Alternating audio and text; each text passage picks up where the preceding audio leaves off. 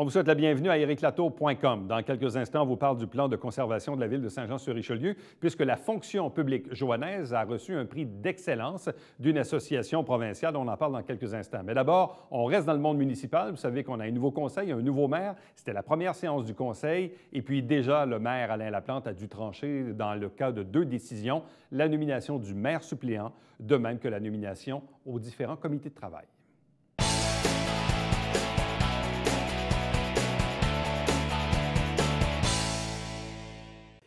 Après une campagne électorale, après la soirée électorale, après l'assermentation, lundi soir dernier, 20 novembre, c'était la première séance du conseil municipal du nouveau conseil assermenté avec le nouveau maire, Alain Laplante. Il est avec nous. Bonsoir et bienvenue. Merci. Bonsoir, Éric. Une première assemblée où, visiblement, vous avez voulu marquer le pas, premièrement avec une nouvelle configuration, un nouvel aménagement de la salle du conseil, avec un conseil qui était web diffusé sur YouTube, où les gens, d'ailleurs, peuvent le voir en différé. Pourquoi cette intention, disons, d'aller aussi vite et de marquer le pas dès la première assemblée? Mais la réponse est dans la question. Effectivement, on voulait rapidement démontrer qu'on passait à une nouvelle étape. Dans le fond, ce qu'on souhaite, c'est que le conseil municipal soit beaucoup plus accueillant envers les citoyens et qu'on soit beaucoup plus transparent.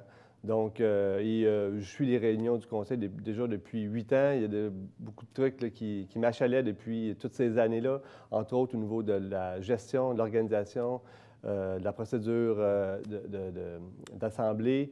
Les prises de vote, c'était un petit peu nébuleux. On ne sait pas trop qui est apôtre, qui est à contre. Donc, on a essayé de mettre un petit peu d'ordre là-dedans. Et puis, justement, on voulait, dès la première assemblée, démontrer une cassure avec les anciennes administrations. Bon.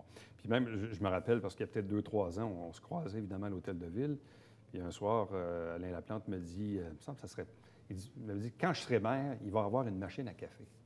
Et là, visiblement, il y avait une machine à café lundi soir, au-delà de la transformation de la salle du conseil. On s'entend que ça ne coûte rien. Puis, dans le fond, on est là, on accueille nos citoyens. Donc, c'est quoi? J'ai demandé aussi à ce que notre comité plénier termine un peu plus tôt pour que les élus puissent être dans la salle au moment où les citoyens vont arriver. Donc, pour les accueillir. Pour les accueillir, leur offrir du café, discuter avec eux. C'est important, je pense, qu'on soit le plus accessible. Il ne faut pas oublier pour qui on travaille, pourquoi on fait ça, ce travail-là d'élus municipaux. Dans le fond, c'est pour les citoyens. Une modification importante aussi dans la nouvelle configuration, c'est on rapproche les citoyens, on rapproche les gens qui viennent poser des questions des élus. Donc, au lieu d'avoir une espèce d'aménagement en V sur un piédestal comme un tribunal avec une personne qui vient plaidoyer. C'est un look qui date des années 60. Donc, on a plus opté pour un aménagement table ronde où on permet aux citoyens qui viennent poser des questions de venir s'asseoir à la table du conseil. Ouais.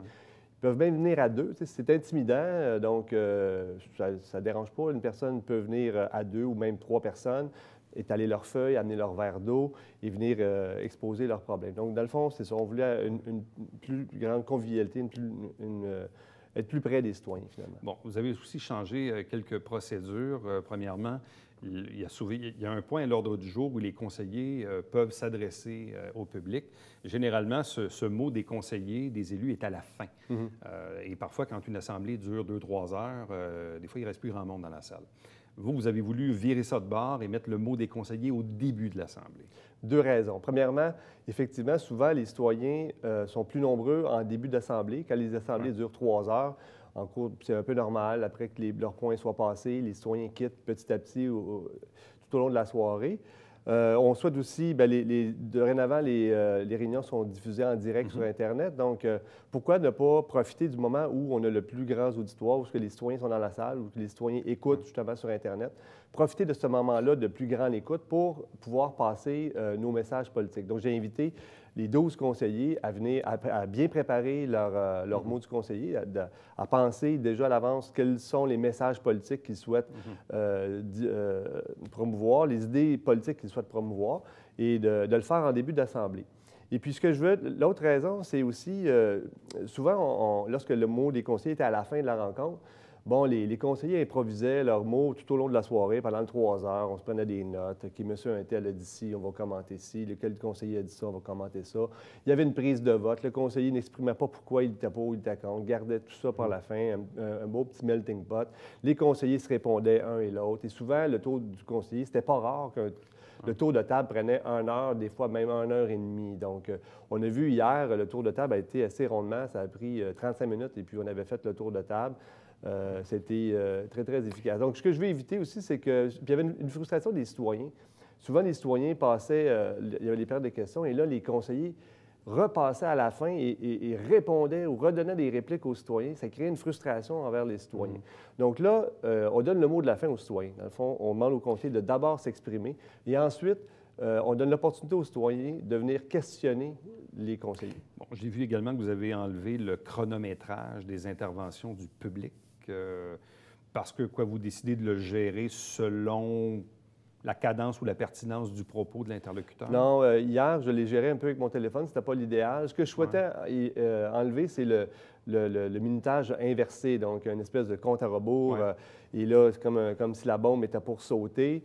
Donc, je vais enlever ce climat-là. Et souvent, on dépassait le 5 minutes, donc le chronométrage arrivait à 0 et on restait 3-4 minutes à 0. Donc, ce que je souhaite dorénavant, ce n'était pas possible hier, mais dans la prochaine rencontre, on va faire l'inverse. On va chronométrer le temps d'intervention. Donc, on alloue 5 minutes aux citoyens. Il n'y a pas rien qui explose après 5 minutes, mais tous et chacun sauront à combien de minutes on est rendu. Donc, dans un cas où ça s'étire à 7-8 minutes, on pourrait dire, bien, monsieur, excusez, regardez, on est déjà... Le règlement, c'est 5 minutes. On est rendu à 8. On peut-tu, s'il vous plaît, abréger ou poursuivre à un autre moment donné? Bon. On s'en était déjà parlé. Bon, même il y avait un petit clin d'œil là-dessus. On a dit de vous qu'Alain Laplante, évidemment, allait diriger un conseil divisé. Évidemment, hier, on l'a vu, il y a eu des prises de vote, égalité des voix, 6 contre 6. Vous avez tranché en faveur de certaines résolutions, notamment la nomination du maire suppléant. La résolution était à l'effet de nommer le conseiller Justin Bessette pour les 4 prochaines années. Finalement, il y a eu un amendement de la conseillère Dufresne qui dit finalement 1 an, ça serait correct. Finalement, les indépendants se sont ralliés. Ça a donné 6 contre 6 quand même, et vous avez tranché là-dessus. Est-ce que c'est pas difficile? C'est quoi le message que ça envoie, selon vous, que le maire, dès sa première assemblée, doit trancher sur des trucs comme une nomination de maire suppléant? Je ne sais pas quel message ça envoie. Lorsque le conseil municipal, le conseil est souverain, lorsqu'on se retrouve dans une situation où on est à 6 contre 6, la 13e voix, c'est la mienne, donc je dois m'exprimer. Donc évidemment, de toute façon, peu importe la résolution, lorsque je serai en désaccord dans une situation où parce qu'il n'y a pas de ligne, je n'applique pas de ligne de parti au conseil municipal. Donc, on peut se retrouver dans une situation où une résolution est déposée, il y a 8 personnes qui sont contre, 4 qui sont contre, 8 sont pour et 4 sont contre. Dans ce cas-là, si moi, je suis contre la résolution, même si ma voix n'est pas déterminante, bien, je vais manifester aussi ma voix. Donc, lorsque vous ne m'entendez pas, dans le fond, je suis en accord avec la résolution.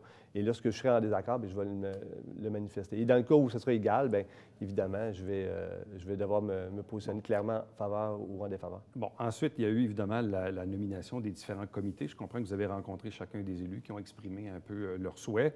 Certains étaient contents, d'autres un peu moins. On l'a senti hier, mais encore là, sur cette résolution-là, même chose. Égalité des voix, 6 contre 6, et vous avez tranché en faveur de la résolution. En fait, la question que je me pose, c'est est-ce que ce qu'on a vu hier nous donne un peu une impression de ce qu'on va voir au cours de l'année ou au cours des prochaines années? C'est-à-dire un conseil où on a, en tout cas, en l'occurrence hier, avec les 6 membres de l'équipe FECTO, qui étaient assez unanimes, les 3 membres de votre équipe, plus les 3 indépendants qui vous ont appuyé. Est-ce que votre administration va ressembler un peu à ça dans certains enjeux peut-être un peu plus critiques, là? Évidemment, j'espère que non. J'étais un peu déçu hier de la position, justement, en bloc là, des conseillers de l'équipe FECTO parce que, tout d'abord, ils ont refusé de me rencontrer. J'ai souhaité rencontrer chacun des 12 conseillers. Dans un premier temps, la première semaine, les conseillers de l'équipe FECTO n'ont pas voulu me rencontrer. Suite à la sermentation, je leur ai tendu la main et dès les journées qui ont suivi, ils ont accepté de me rencontrer. Dans le fond, j'ai demandé à tous et chacun quelles responsabilités eux souhaitaient obtenir dans le prochain mandat. Et j'étais heureux de près de 90-95 des demandes qui m'ont été adressées par les conseillers faisaient partie de la résolution. Donc, c'est sûr, évidemment, on ne peut pas donner tout à tout le monde quand plusieurs personnes demandent les mêmes comités, évidemment. Donc, je suis un peu déçu que les conseillers s'objectent à cette résolution-là.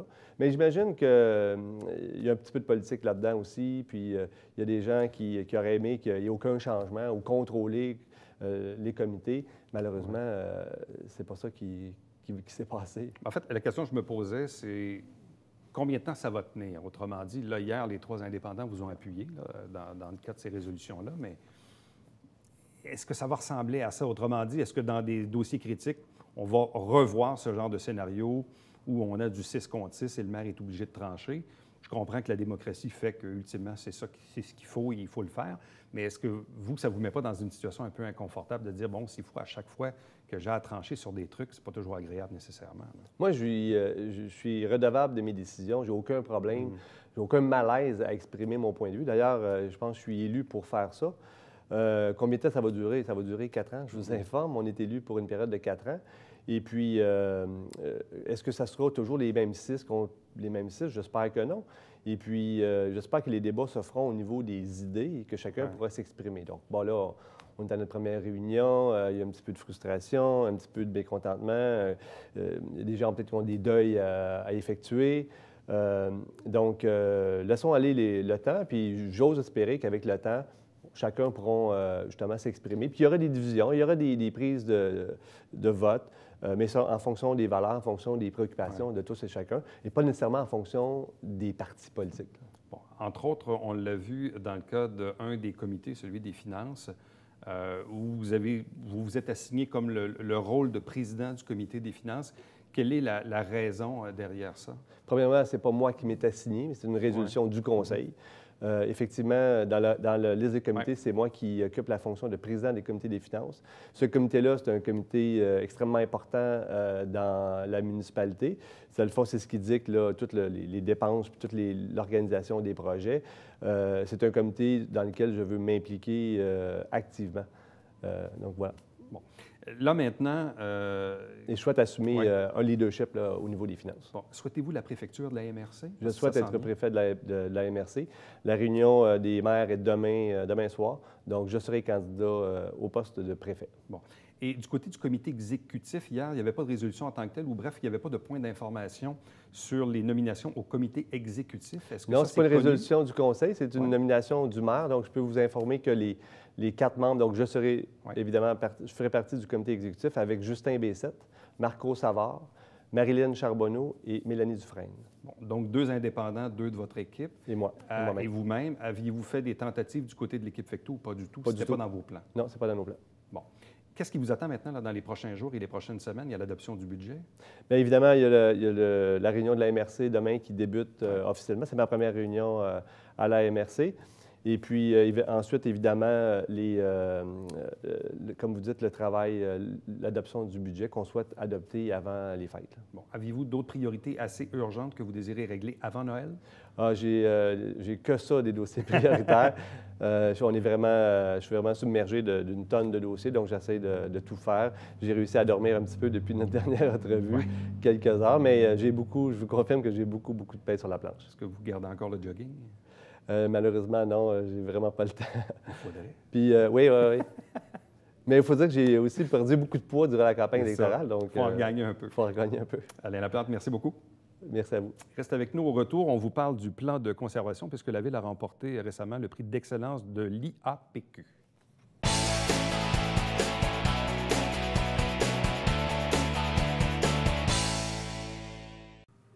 Salut, ici Alexandre Baudouin. Et François Trépanier. François, cette semaine à Sport Express, spécial riverain du Collège Charlemagne. Oui, avec les joueurs Francis Langlois et William Cummings. Et on a un entraîneur en deuxième partie. Voilà, l'entraîneur adjoint Alexandre Tessier. Manquez pas ça.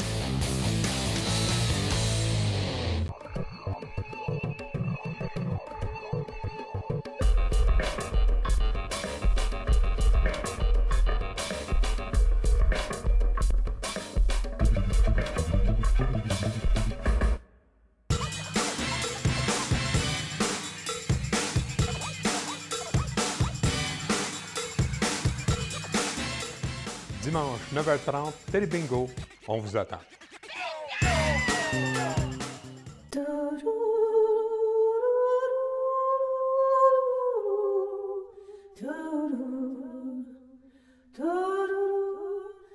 Coulisses Bêta, jeudi, 19h.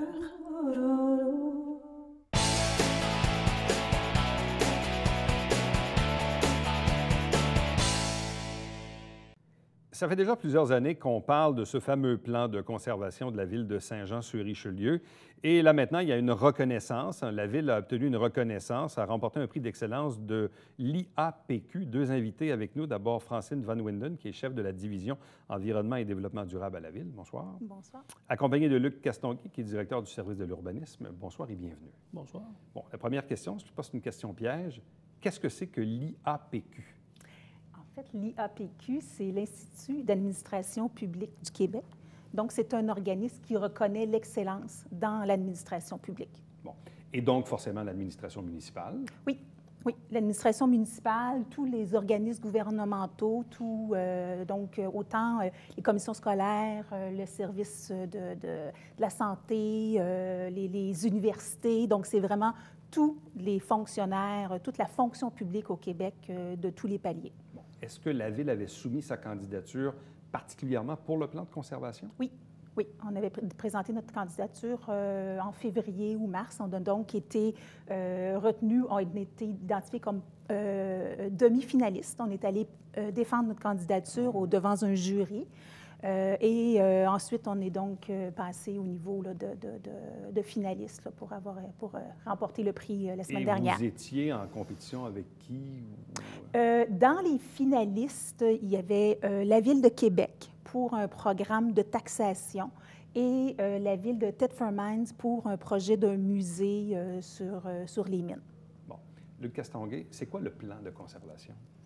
En fait, ce qu'on a soumis comme projet, c'est, oui, le plan de conservation, mais également toute la stratégie qui est en lien avec la mise en place puis la mise en œuvre du plan de conservation. Donc, toutes les activités de financement, tout le volet réglementaire aussi lié à tout ça, et également tout le volet on s'était fixé des objectifs de verdissement, notamment du territoire, qu'on a présenté dans le cadre de notre stratégie donc, à l'Institut d'administration publique. Donc, le plan de conservation en tant que tel vise la protection de 90 des boisés qui sont situés dans le périmètre urbain, donc toute la zone qui est urbaine, la zone qui était susceptible d'être développée, on peut dire à 100 on est venu s'assurer là, que 90 des boisés restants allaient être protégés de vitam aeternam. Est-ce qu'il y a d'autres régions au Québec qui ont un plan similaire à celui que nous avons ici à Saint-Jean-sur-Richelieu? Est-ce que vous êtes capable parfois d'établir certains comparables avec d'autres villes au Québec? C'est sûr qu'il y a plusieurs villes qui mettent en place des plans de conservation, mais ce qui distingue la ville de Saint-Jean, c'est vraiment le fait d'avoir identifié tous les boisés dans le territoire, dans la zone blanche, et d'avoir décidé de les protéger dans leur quasi-totalité. Alors que d'autres villes vont avoir un plan de conservation qui vont protéger un boisé à un endroit qui a des caractéristiques biologiques particulières. Donc, l'approche de Saint-Jean, elle est particulière et probablement qu'à Saint-Jean, la menace, en fait, de perdre ce qui nous reste de boisé était très importante, là, qui a motivé de faire cette démarche-là. Bon, parce qu'il y a tout un contexte derrière ça, évidemment, pour suivre les activités municipales depuis quelques années. Bon, on se rappellera, il y a eu évidemment le boisé Douglas, hein, qui a été rasé en quasi-totalité. Bon, là, aujourd'hui, il y a le cinéma Goudio, il y a d'autres industries. Mais ça a frappé un peu l'imaginaire. Le conseil municipal de l'époque, avec le maire Dolbec, évidemment, avait été un peu impacté par cette décision-là. Et c'est un peu par la suite, sous l'ère du maire Dolbec, avec entre autres le conseiller Robert Quentin, mais d'autres qui ont dit il faut qu'on fasse quelque chose parce qu'on sentait vraiment qu'il y avait une pression environnementale de dire hé là là, l'étalement urbain fait son œuvre, il y a de moins en moins de boisés, on regardait les pourcentages. Et puis là, ultimement, donc, le conseil a pris une décision, mais c'était une décision aussi qui entraînait des coûts.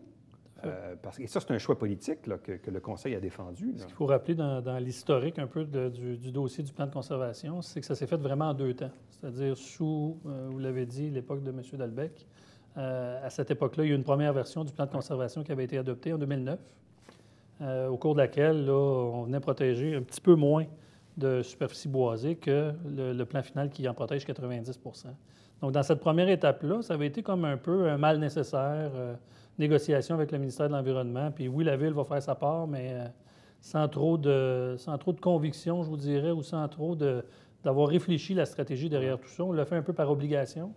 Ce qu'on a fait, la deuxième étape, qui, elle, est en 2014-2015, c'est que là, on a vraiment consulté nos citoyens, on a fait le tour de la population, on a fait 6 ou 7 soirées d'information populaire pour vraiment saisir, est-ce que les gens veulent veulent en protéger davantage? Est-ce que les gens sont prêts à investir pour en protéger davantage? C'est ça le fond de l'histoire, parce que même, on l'a vu sur le compte de taxes, il y a une ventilation, il y a même une ligne pour ça. Tout à fait. Et visiblement, suite à la consultation, je ne me rappelle pas, c'était quoi, 70 d'approbation? 71 des gens nous avaient dit qu'ils étaient prêts à payer l'équivalent de 40 $ par année sur leur compte de taxes pendant 40 ans. Mais ça, c'est un changement complet là, de la part, parce que souvent, les gens, ils veulent payer le moins de taxes possible. Tout à fait. C'est quand même assez curieux de dire, on est en 2014-2015, les gens sont consultés, ils disent, oui, on est prêt à payer plus de taxes pour protéger ça. Oui. Oui. Ça, c'est fascinant, ça. Oui, et c'est ça qui fait que le plan de conservation a pu prendre forme de cette façon-là, parce qu'il y avait, je pense, un besoin ou une demande des citoyens, mais je pense que de plus en plus, les citoyens sont sensibles puis veulent avoir à proximité de chez eux accès à des milieux naturels. Je pense que c'est quelque chose qui est de plus en plus connu. Puis en tout cas, moi, les gens que j'ai rencontrés récemment, je leur demandais est-ce qu'ils étaient heureux d'avoir est-ce que cette surtaxation-là leur convenait? Et oui, en autant qu'on puisse avoir accès à des milieux naturels près de chez soi. C'est l'étape qu'on est en train de faire actuellement. Donc oui, on a fait l'exercice de protection de ces milieux-là. On a acquis aujourd'hui, la ville est propriétaire de 90 des boisés qu'on visait à acheter. Puis dans ces milieux-là, Francine et son équipe est en train de travailler sur la mise en place d'un premier parc naturel dans le secteur de l'Acadie. Puis il va en avoir d'autres. Donc l'accessibilité à ces milieux naturels-là, on juge que c'est vraiment nécessaire. Puis je suis convaincu qu'avec l'équipe de M. Laplante, on va poursuivre là, pour les rendre de plus en plus dans la même veine. Parce que là, dans le fond, la ville achète des terrains. On le fait de gré à deux gré, façons. Ou vous le faites par expropriation? Il y a deux façons là, au niveau du plan de conservation pour sa mise en œuvre. La première, qu'il y en ait une d'acquisition. Donc, on a identifié des boisés qu'on n'avait pas le choix d'acheter pour s'assurer de leur protection. Donc, on avait exploré différentes avenues, puis on en venait à la conclusion qu'on n'avait pas le choix de s'emporter acquéreur pour s'assurer qu'on n'était pas poursuivi non plus au niveau du tribunal, tout ça. Et l'autre voie qu'on a utilisée est celle de la réglementation. Donc, une forte proportion également des boisés qu'on est venu dire, ces boisés-là, on les protège, vous n'avez pas le droit de les couper, mais par contre, ce ne sera pas des boisés qui vont devenir accessibles à la population, mais c'est des boisés qui vont demeurer dans le massif forestier de Saint-Jean-sur-Richelieu. Bon, donc, quand on remporte un prix comme celui-là, puis là, on l'a vu parce qu'on sort d'une campagne électorale, puis on a vu la sermentation, et quand même, pas juste dans ce dossier-là, mais dans les autres, je pense que les élus, anciens ou nouveaux, reconnaissent, je pense, le travail des fonctionnaires. Écoutez, on est chanceux à Saint-Jean, on a des bons fonctionnaires. Souvent, des fois, les gens font du bashing fonctionnaire, mais là, c'est plutôt le contraire. Les gens disent, on est chanceux, on a des bons employés à la ville qui mènent à bien des bons dossiers. Là, quand on a un prix comme celui-là, c'est encore mieux parce qu'on dit, regardez, on a été reconnus, mais pas juste chez nous, mais dans le fond, c'est l'IAPQ qui dit, écoutez, bravo, vous avez fait du bon travail. Donc, quand on est fonctionnaire, quand on travaille pour une municipalité, quand on est dans la fonction publique et qu'on reçoit un prix comme celui-là, parce que je comprends que le conseil municipal, évidemment, vous donne une commande, ça, c'est le politique, mais ultimement, ça tombe dans votre cour, puis c'est à vous, après ça, de l'opérer, là. C'est quand même intéressant, là.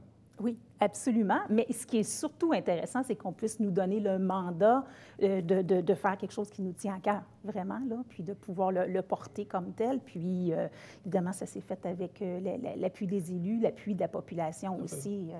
On amène les idées. C'est un travail d'équipe entre tous ces gens-là. C'est pas que une ou deux personnes, c'est vraiment un travail d'équipe.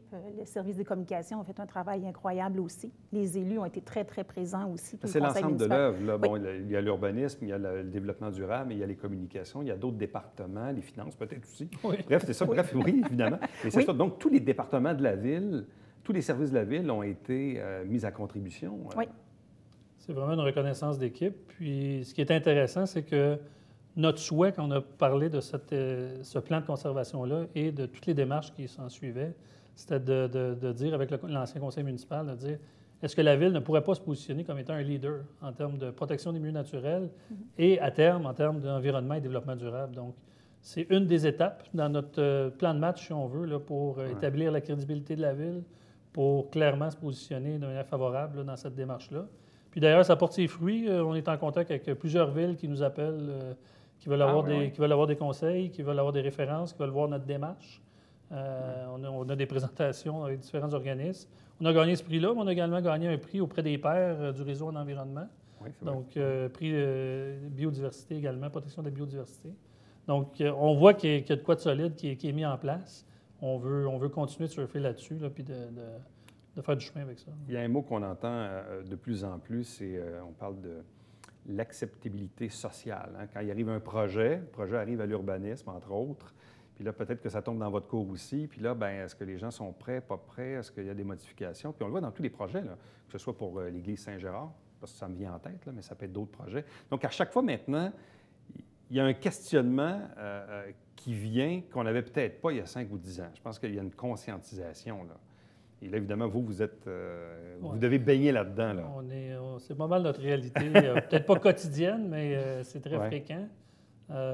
Au niveau de l'urbanisme, notamment, évidemment, là, davantage, parce que souvent, les projets vont être traités par le service. Mais ce qu'on souhaite, puis je ne sais pas si ça avait été porté à votre attention aussi, dans notre équipe, maintenant, la division du développement économique qui se joint à notre équipe également. Donc, il y a vraiment une synergie intéressante qu'on veut créer avec le volet environnemental, avec le volet développement économique et avec le volet aménagement du territoire, qui veut pas tourner autour de tout ce qui est notre citoyen. Donc, on est très encouragé également par les propos de M. Laplante et de son équipe qui parlent de mettre le citoyen au cœur des décisions. On a amorcé ce virage-là déjà, puis on va poursuivre dans cette veine-là. Bien, vous deux, merci beaucoup. Félicitations à vos équipes respectives. Merci. Et donc, bravo à tout le monde qui a travaillé là-dessus. Merci. Merci beaucoup. Merci. Restez avec nous, puisqu'au retour, on vous présente le Babillard quotidien.